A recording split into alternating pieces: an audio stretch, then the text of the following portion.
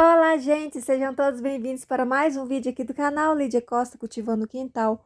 Hoje eu vou dar manutenção aqui no vaso e eu quero dizer para vocês que suculentas com caule longo só dá problema, pelo menos aqui comigo, só dá problema, gente, só dá praga. Então eu já não gosto da aparência delas com caule longo e ainda tem esse problema. Essa vivem aqui mesmo, outro dia mesmo eu cortei e hoje eu vou cortar a paraguaiense. Várias pessoas que eu mostrava esse vaso ficava falando, como assim? A minha não fica assim, a minha fica com caule longo.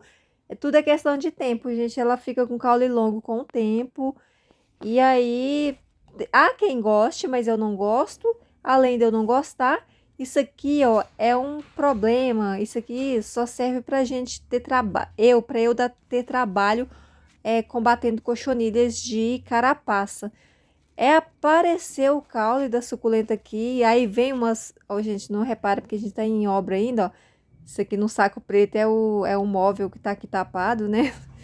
Foi retirado de lá de dentro, então não tô podendo nem regar as plantas. Porque senão molha ele. E aí eu vou cortar isso aqui, né? Então eu fiquei sem regar esse vaso também, que eu não podia regar, porque senão cair água aqui no móvel, né? Um guarda-roupa. E aí as cochonilhas aproveitaram, né, para atacar. E hoje eu vou cortar isso aqui tudo, gente. E vou replantar, que aí vai acabar o problema. Não vou nem usar. Eu passei aqui um óleo para poder matar as cochoneiras, por isso que vocês não estão vendo. Mas ela estava infestada. E aí, agora eu vou só cortar. E eu vou usar o mesmo substrato e esse mesmo vaso. Vou mostrar para vocês, né, como que eu faço. Vou cortar, eu tô cortando aqui com a mão, gente, vai cair, mas não tem problema. Essas paraguaienses aqui, elas estão fortes porque tá no sol pleno. Geralmente, quando a suculenta não tem sol suficiente, é que ela despenca as folhas. Mas nessa aqui, ela está com as folhas assim bem fortes, então não tem problema cair no chão.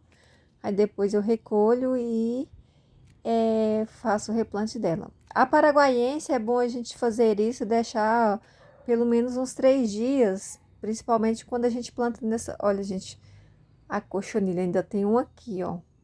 Essa cochonilha, ela não ataca a raiz, é só em caule. Ela viu o caule pelado assim, opa, ela já vem correndo. É o hotel de cochonilha de carapaça, um caule pelado de suculenta assim. E aí a paraguaiense eu deixo uns 3 dias sem plantar, porque a paraguaiense, ela, se a gente plantar ela sem cicatrizar no substrato molhado, ela costuma apodrecer com mais facilidade, cair as folhas. E como nesse tipo de vaso aqui, eu só consigo fazer o arranjo com substrato úmido, então eu preciso esperar um tempinho. Então eu vou esperar 3 dias, depois eu planto elas. Eu estou cortando, deixando um caule longo, porque eu vou precisar, porque essa fenda, se não for com caule longo, não agarra a plantinha, então fica mais difícil, né, dela segurar. Mas aí eu aperto bem, aprofundo bem, que aí não vai ficar com caule longo, senão não justifica, né, podar por causa do caule longo e deixar com caule longo. Faz tempo que ela estava com caule longo, mas a gente não percebia, porque tinha bastante folhas. E depois o cachorro, né, o Vitor, ele começou a deitar a cabeça em cima e foi baixando, aí a gente começou a ver o caule. A gente, por falar no Vitor, aconteceu uma coisa triste com ele. Ele já estava velhinho, né, como eu já tinha mostrado aqui para vocês, mas ele saiu na manhã do dia 28 e uma senhora atropelou ele no passeio daqui de casa. E aí não teve jeito, gente, teve que ter uma intervenção, porque senão ele ia ficar sofrendo, né? Ele já não tinha mais, não tinha condições de recuperar, então foi o que teve que fazer, né? Bom, deixa eu continuar falando das plantas. Aqui eu já coloquei ela aqui nessa vasilha de bolo, gente, pra ficar, porque eu gosto de colocar ela assim em pezinha, pra não entortar o caule, né? Pelo tempo, enquanto eu espero um tempinho pra cicatrizar, eu deixo assim, arrumadinha. Então agora é hora de plantar. Esse aqui, gente, é o acréscimo que eu vou para tratar o substrato, né? Melhorar ele. Então eu tenho aqui uma colher de sopa de Basacote Plus, os verdinhos. Esse do meio aqui são cascas de ovos trituradas, torradas trituradas. E aqui torta de mamona, 2 colheres de sopa. Gente, a torta de mamona eu uso 1 colher de sopa para cada 3 litros de substrato. Eu não sei quanto. E aqui eu vou usar esse aqui de esterco, quase um litro aqui de esterco. E, e o substrato é esse, que é o mesmo, né? Eu não sei, eu tô usando, tô imaginando que tem uns 6 litros. E aí eu vou misturar aqui o esterco. Eu misturo o esterco. O isopor a gente não medi não. Eu só ralei um pouquinho, só pra dar uma, terminar de completar, né? Porque como eu não vou ter outro substrato, então eu vou usar esse mesmo e sempre falta um pouquinho. Então, com esse acréscimo aí do esterco, do isopor, já vai completar o que tá faltando. Eu vou misturar aqui, né? Esses acréscimos, eu vou colocar água porque eu preciso do substrato úmido. O meu regador já quebrou aqui. Como eu disse, eu faço esse arranjo, só consigo fazer com substrato úmido, senão a gente coloca a terra, ela sai, né?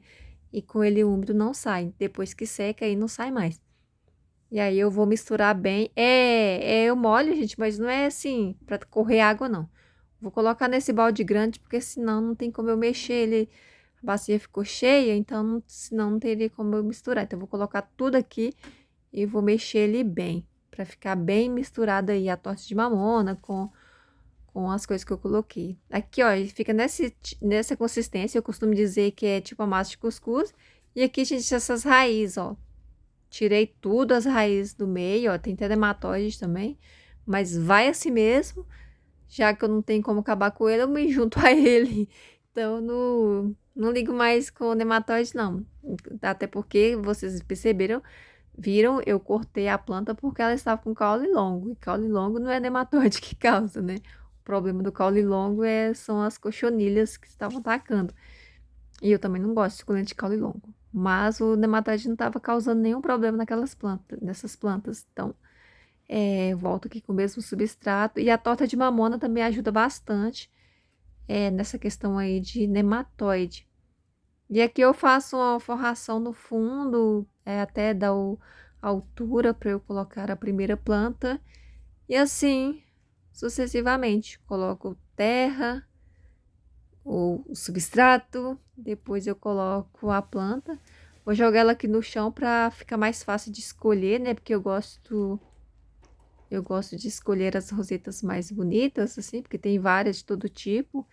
E aí, se sobrar, que sobre as mais, as menos bonitas, né? Aí eu coloco aqui as mais saudáveis. Também neste momento eu faço uma verificação se tem ainda alguma cochonilha, porque como ela já tem 3 dias aqui cortada, né? Se tiver que multiplicar alguma cochonilha, vai multiplicar. E aí eu vou ver, então eu vou fazendo essa escolha também, e sempre aquela que tá mais limpinha, sem nenhum problema, eu vou colocando aqui de volta. E aí eu seguro com a mão para elas não caírem. E enquanto eu seguro com a mão, eu vou colocando o substrato com a outra. O substrato úmido, ele já vai fixando mais as plantas. Eu dou uma apertadinha assim, não tem problema, gente. Tem gente que fala assim, não pode fazer isso, porque senão fica compacta. Eu faço assim e dá certo, dura por muito tempo e de todo jeito a gente tem que fazer manutenção, né? Esse tipo de vaso a gente costuma fazer manutenção 1 vez por ano ou até 2 vezes, dependendo de como as plantas desenvolvem. Quando ela desenvolve muito rápido, e aí costuma precisar umas 2 vezes por ano. Enquanto eu vou plantando aqui, gente, vocês já viram eu fazendo esse tipo de arranjo, né? Então não precisa muito explicar, é só isso que vocês estão vendo mesmo.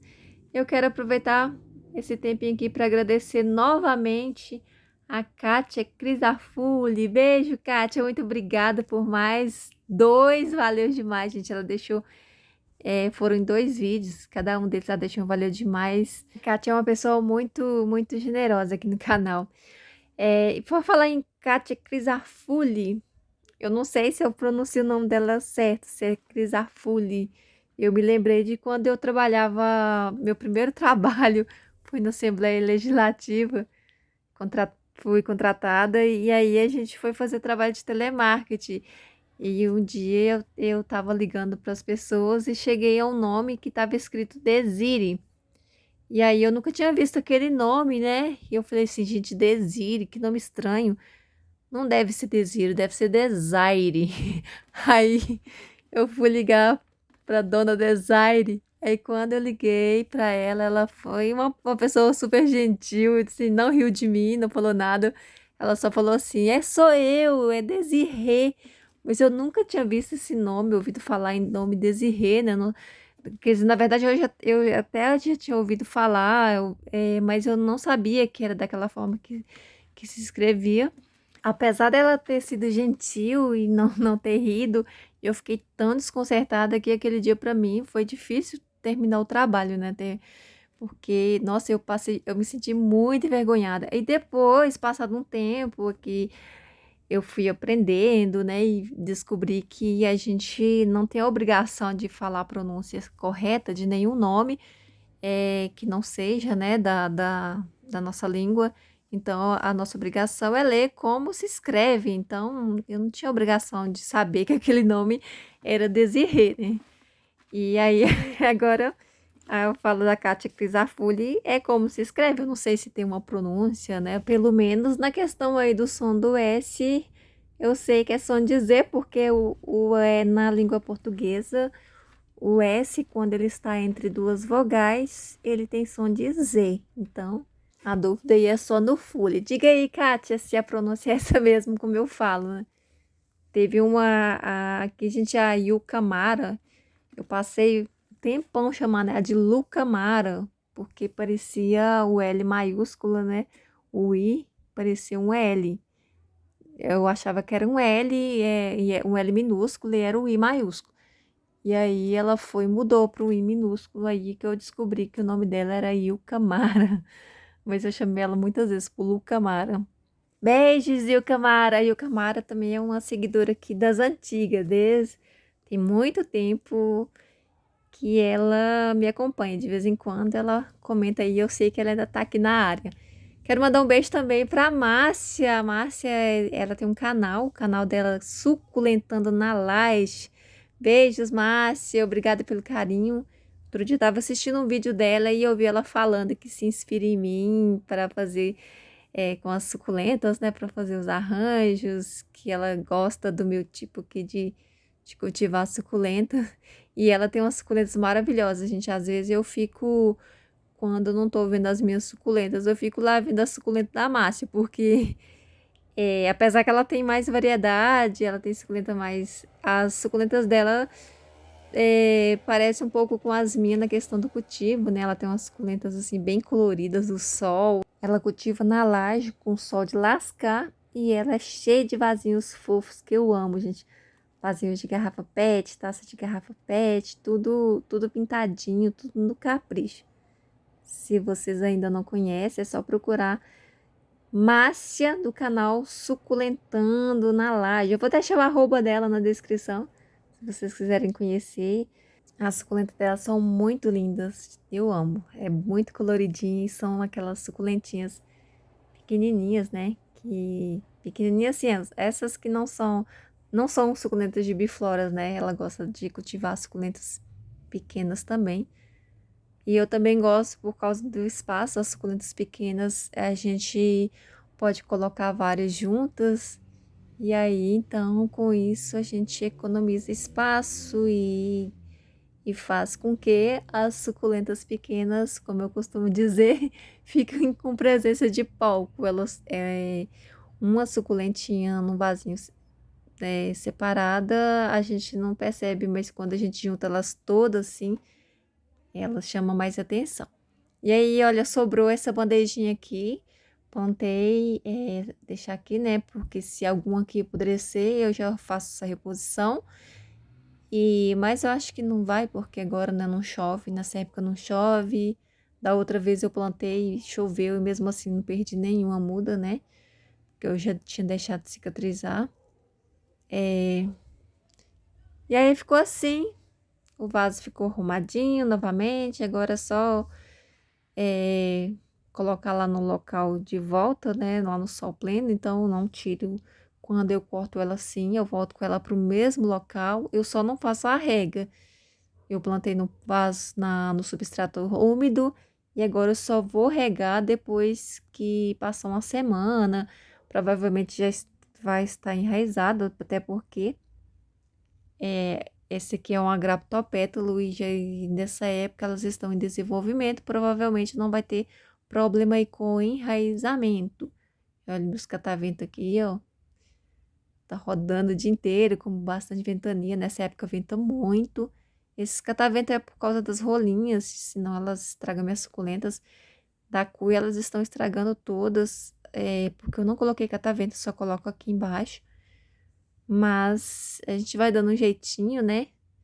E vai equilibrando aí e deixa a natureza de acordo como Deus quer. Agradeço a todos vocês que ficaram comigo até aqui. Eu espero que vocês tenham gostado de me ver replantando.